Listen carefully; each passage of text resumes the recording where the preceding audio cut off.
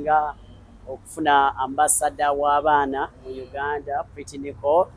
Nsanyuse nnyo mulaba. Okay. Kama komukisa. Olunaku olwaleero yatandikirawo lwaki Pretty Nicole asobola okuba ng'ate mumuhostinga okuba ng'ate abako n'ebigambo ebimu by'awaayirira abaana? Ndowooza buli muntu ng'akula abeera n'olugendo, ate mu lugendo olwo mubeeramu kye bayita ebintu ebi-inspiring eri emiti emito egiddirira. Kuba Pretty Nicole awadde obujulizi bwe n'atulaga nti okukula kwe waliwo ebintu bingi bye yayitamu oba emitendera mingi egy'obulamu gye yayitamu egyamuleetera okufuna emikwano egitamugattako ne gimuwabya. Naye ate mu lugendo olwo ng'akula n'asisinkana Katonda nti ekirungi yalina maama we eyamukuliza mu kkubo eddungamu nga Bayibuli bw'egamba mu Ngero 22:6 nti ngenda kyogera mu Luzungu munansonyiwa, train up a child in the way he should go, nti ne bw'anaaba akuze talirivaamu. Kati Pretty Nicole wadde nga yali muto, maama we alina ensigo gye yamusigamu, nti ne bwe yakula wadde waliwo ebyajjaawo ne byagala omujja ku mulamu, naye eri ensigo yasigala ebala mu ye. Kakati tumulaba ng'akomawo ng'ate afuuka ekyenyumiririzibwa mu baana. Ensonga lwaki twagadde ayogereko n'abaana baffe nti olugero olwo lusobola okubakyusa ne lubazza ku mulamwa, okutegeera Katonda ekisooka mu byonna, n'okuwa abazadde ekitiibwa ate n'eggwanga lyaffe ligasa, kubanga tetuli mu kukuza bukuza baana mu maka oba kukuza baana mu famire oba mu kanisa, naye tuli mu kukuza baana olw'eggwanga. Baana be bakulembeze ab'enkya, be bagenda okubeera abayimbi ab'amaanyi ab'enkya, be bagenda okubeera abasawo ab'enkya, ba lawyers ab'enkya. So olaba nga Pretty Nicole is an example to the young child out there in the whole country. Yes. That's really good. Yes, sir. Katudeke wa Pretty Nicole. Pretty Nicole ogamba otya? Zinjisewo. Yogayoga ku bwambasada bw'abaana. Wanje? Kitiibwa nkiwa Mukama Katonda. Okay. Fasata olunaku olwaleero tuli wano eno ku kyaki ekyokuba nga ate obako n'ebigambo ebimu by'oba abaana. Owulira otya okuba nga mu kaseera kano you were appointed ambassador of the children, ate ogendera ddala mu maaso n'okuba nga ate okunya ebigambo eby'amakulu oba oli awo ebiwulirira abato mu kaseera kano? Ekyo nkyebaliza Katonda. Ate kyemanyi Katonda tagera kibi, ate buli kintu akikolera mu kadde akatuufu. Nga bwe nagambye nti nali njagala okuba celebrity. Actually nasiiba nako olw'ensonga nti ewaffe nakula tuli balokole, so nasiibako nga nsaba Katonda mbeere omu kwabo olunaku lumu. Nekijjira mu kaseera ke mbadde sitakisuubira nga tekindina mu mutwe kuba nabirowooza dda nga ndi muto. Nekijjira mu kaseera ako era nsuubira Katonda ne kino nakyakikoze nga alina ensonga, ate alina ensonga lwaki asoose kunnondera mu kyaki. Yes, so. Mu kaseera kano abiki byogenda ddala maaso okuba nga ate okolera abaana engeri gyewapointinga okuba nga asada waabwe? Ekisooka sijja kwewaana kale, naye kyemanyi nsobola okubeera omuntu inspiring accordingly kukunya story yange, esobola okuinspiringa omwana omu nti newaba ali eyo n'agamba nti ngenda kukola kino kibi oba ngenda kuva waka oba ngenda kubba, ajja kujjukira ku story ya Pretty Nicole nti Pretty Nicole yanyumizaako ku story ye, yali agenda kubba naye kino nekigira we bati newe bati. Yes. Lwaki olunaku olwali tutandikidde mu kyaki? Katonda mama wange yaŋŋambako ekirooto naye byadda. Neŋŋamba yalootako ekirooto nga waliwo, sijja kwogera mwami, nga waliwo omwami amugamba nti nfukiddwako amafuta okubuulira enjiri eri amawanga gonna. So ndowooza gwe mukisa guno, sijja kukyogera nti kyekyo naye ndowooza gwe mukisa guno. Kale kanzireko eri omukulu Tamale emirundi Junior, abaana ebuuza kuba tulaba.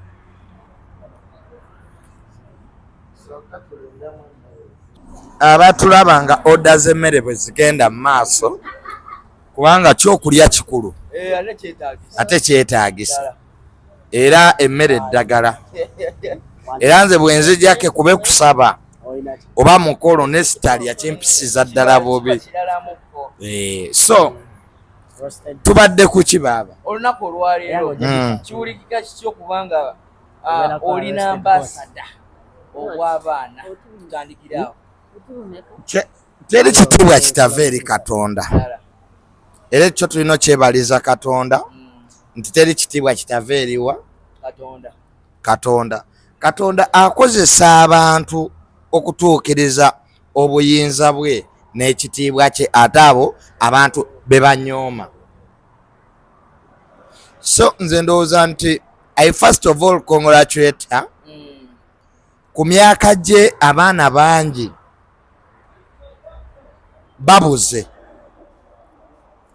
ne beerabira purpose omulimo ne beerabira ki kye balina okukola ne kye baatondebwa okukola. Naye ekisinga obukulu mu nsi si we wagwira naye okugwa n'oddamu n'osituka kikolwa kya buwanguzi. Yes, ate obulamu ffenna tewaliiwo malayika era naffe abatudde wano tuyina gye nvudde waffe naye ng'ekisinga obukulu kutambuza bulamu nakulaba nti okola emirimu gya Katonda. So okuba nti ntudde ne ambasada w'abaana kintu kyamaanyi nnyo. So many times abaana mu ggwanga lino bali neglected. Buli gw'owulira nejja mu bwavu proposal zaabwe kwejja mu bwavu naye ziyamba abaana abato zo zikyatomye teziriimu. So Pretty Nicole mu congratulatinga olw'ogwo omulimu Katonda gwamuwadde okuteeka ettaffaali ku ki kale omuntu n'ambuuza nti wa agenda bayamba ati yanga naye yeetaaga buyambi. Kya butonde kabangi nnyo bakyagala kitegeera naye Katonda yakola ki yasalawo. So gwalonze era mu congratulatinga Pretty Nicole for being a very brave young woman okuvaayo okutakinga such a responsibility. Nammwe ba seniors abaludde mu bintu binene biki bye wandibadde ebiriwa baaba ebiriwa bye tuluddemu. Nammwe ba seniors abasinga kale ku Pretty Nicole biki bye wandibadde musobola okubanga ate mugaidinga Pretty Nicole ayikomu abatambulira okubanga ate atuukira ddala kisinga. Yeekwate ku bantu abalina omulamwa kubanga omukisa aguyina bangi nnyo. We baba ng'osobola otuula kamera ne zikutunulamu you are somebody. Bangi bagula bigule. Nina omukolo gwe nabaddeko nga graduation ng'omwana ayise naye nga bakwatisa masimu gaabwe teri wa mawulire tewali ki. So Pretty Nicole ku myaka gye waba asobola otuula ne pastor ne junior nammwe ab'amawulire n'abantu ab'obuvunaanyizibwa it means Katonda mbiseeko essubi ayigire nnyo ku balala okwebuuza n'okuwabulwa byaki bya butonde. Awo ajja kufuuka omuntu ddala ddala ow'omugaso eggwanga gwe litukolesa eki gwe litunuulidde.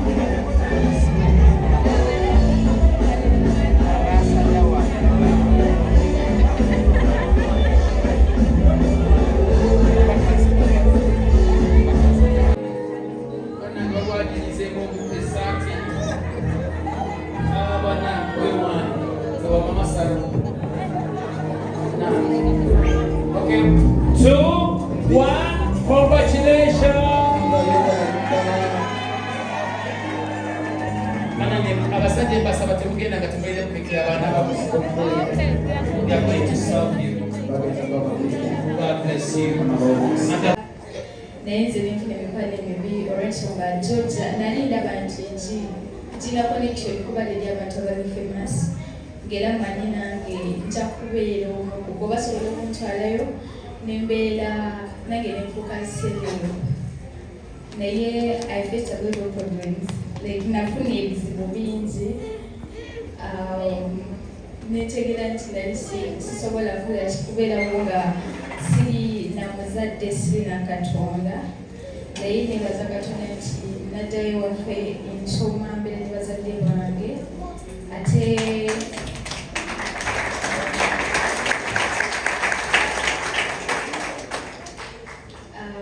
nekyakimanyi njagala bagamba fenafena bali waneeno like abaana bato abalina okuddayo ku ssomero buli kimu mukikwase Katonda asinga buli kimu ate buli kintu kirina obudde obutuufu. Temupapa olw'okukola bw'oli alina kiri oba alina kiri, buli kintu kirina akadde akatuufu kigira mu kaseera akatuufu. Bayibuli egamba Katonda agenda kukuwa ekintu mu kadde akatuufu, buli kintu ogenda kifuna mu kadde kakyakatuufu. So tubeere bagumiikiriza, tuyige otya Katonda, tubeere abaana abawulize, abaagala n'okuyiga, kuba omwana ayagala okuyiga tasobola kukola nsobi ezimu obanga zenakola kola nsonga nali njagala okufuna nti ntegeera nnyo. Byebigambo byange muyige otya Katonda sinebaza Katonda kitange